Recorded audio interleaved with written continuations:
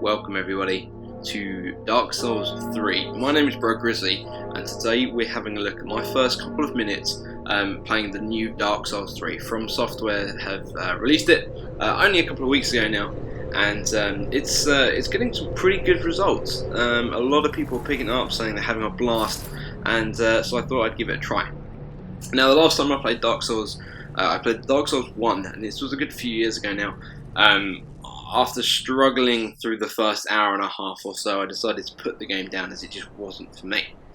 Right here you're going to see my created character. So I've created a kind of Viking dude. Here he is, with a nice beard, nice axe, and yeah, we've spawned in the Cemetery of Ash. Now, the Cemetery of Ash is kind of like a tutorial kind of area.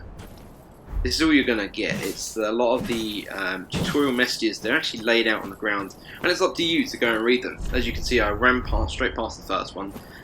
Decided to go back and check it out because I thought, as a beginner, I'm probably going to need to know absolutely everything there is to the gameplay. You've got a light swing, a strong attack. There we go. Big swing of the axe. And then it kind of says, well, have at it. Here's your first enemy. Go for it. Now, in the first area, of course, a lot of the enemies are not going to put up a massive fight. A lot of them are going to die pretty much with one hit. There we go, and an unnecessary combo to finish him off. The dodging mechanic as well. Alongside the combos, the dodging is imperative in this game. A lot of it is focused around dodging. As you can see, this guy kind of came at me pretty fast. I wasn't fast enough to dodge, but again, we take him out in one hit.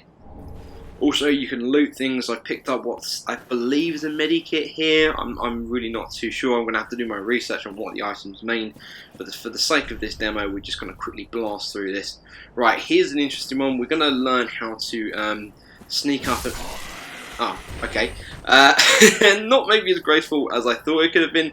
I kind of expected some kind of, I guess, like an animation to... Well, I don't know. But either way, that's Bro Grizzly. 3 enemies down now, I believe. NPCs still have scored 0 deaths on me, so pretty happy with that. There's a firebolt being shot from that character, as you can see, that NPC. As you can see, as the game progresses, the enemy types will always differ as well, and they'll begin to get a bit more exotic, certainly a lot harder. And you'll see coming towards the end of this clip that I approach the first boss, actually, not the final boss, the first boss, and it's fair to say he ruins me. There's absolutely no surprise whatsoever. He he takes my little noob ass and gives me a good spanking. I've lit a bonfire there, which I'm going to return to in just a moment, but you're going to see what happens when I go to that bonfire. It acts as like a kind of checkpoint system. I'm just going to take this dude out. There we go.